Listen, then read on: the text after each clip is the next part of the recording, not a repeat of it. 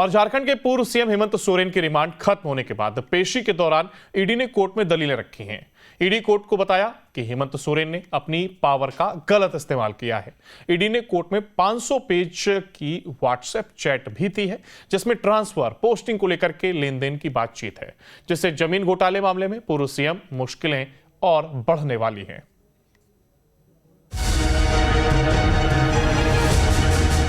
ED के शिकंजे में पूर्व सीएम हेमंत सोरेन।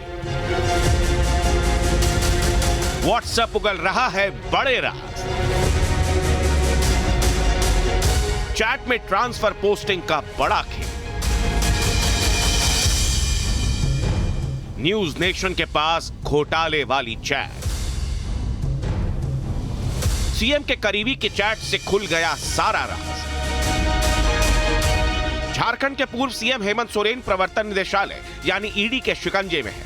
ईडी कथित जमीन घोटाले में भ्रष्टाचार की परतें खोलने में जुटी है। इस बीच कथित आईएएस को बड़ी जिम्मेदारी देने को लेकर हेमंत सोरेन के करीबी की एक ऐसी चैट उसके हाथ लगी है, जिससे हेमंत सोरेन की मुश्किलें बढ़ना तय है। हम आपको ईडी की रिकवर की हुई वो चैट दिखा रहे हैं, जिसने झारखंड में सियासी गर्मी पैदा कर दी है। चैट में लिखा है, कहीं का डीसी बना देना, नो रिलेशन, प्योर कमर्शियल। ये चैट एक कथित आईएएस के बारे में है, जो डीसी हजारीबाग या डीसी बोकारो बनाने की बात हो रही है। दूसरी चैट एक और कथित आईएएस के बारे में है, जिसमें present posting deputy secretary JSSC बताई जा रही है, और उसके बाद चॉइस 1 सेक्रेटरी आरटीए हजारीबाग और चॉइस 2 एएमसी रांची नगर निगम बताई जा रही है।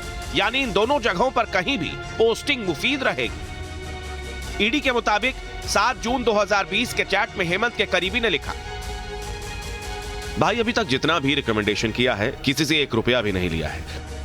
काम होने के बाद फॉर श्योर जैसा आदेश होगा आपका, लेकिन आग्रह है कृपया कुछ केस कंसिडर कर लेना। आई विश हम भी छोटा सा सिस्टम का पार्ट। दरअसल हेमंत सोरेन के करीबी ने पूर्व सीएम सोरेन के साथ 500 पेज की व्हाट्सएप चैट की है। चैट में ट्रांसफर पोस्टिंग के बदले पैसे लेने की बात सामने आई है। ईडी ने इस चैट को रिकवर कर लिया है।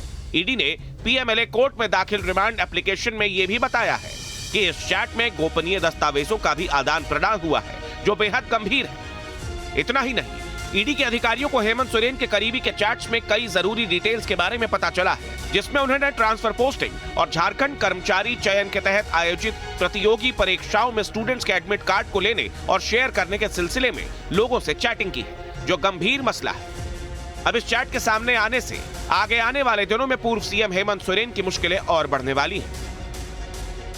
Team news nation.